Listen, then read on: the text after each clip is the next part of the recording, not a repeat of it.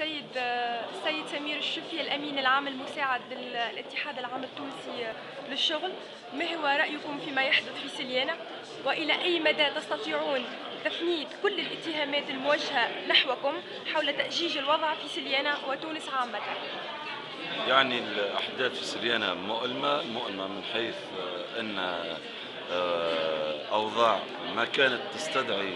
أن نلتجئ ويلتجأ أهالي سليانة ومختلف مكونات المجتمع المدني بسليانة وعلى رأسهم الاتحاد الجاي للشغل إلى الإضراب العام، وحتى وأن التجأنا اضطرارا إلى هذا الإضراب العام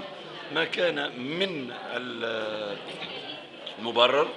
أن يحصل هذا الاحتقان وهذا العنف معناها العام وهذا العقاب الجماعي وهذا العدد الكبير والمخيف لعدد الجرحى نتيجة الإفراط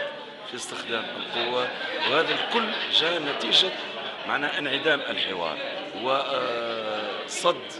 وغلق كل أبواب الحوار على مستوى الجهة مع الاتحاد مع الأهالي الجهة مع المجتمع المدني والسياسي. نأمل وأنه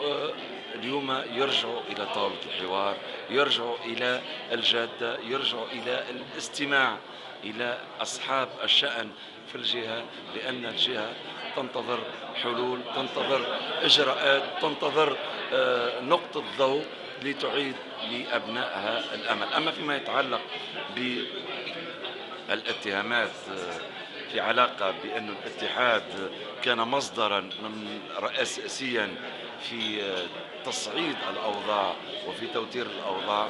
هذه اسأل أهل سليانة يجيبونك عليها، لأن الاتحاد كان دائما في طليعة المنظمات التي تعمل من أجل إحداث التوازن، من أجل تأمين الحوار الاجتماعي، ولكن المسؤول على الوضع المؤلم في سليانة هم أولئك الذين أغلقوا الحوار على كل أبناء الجهة، هم أولئك الذين تعاملوا مع الجهة وكأنها جردة خلفية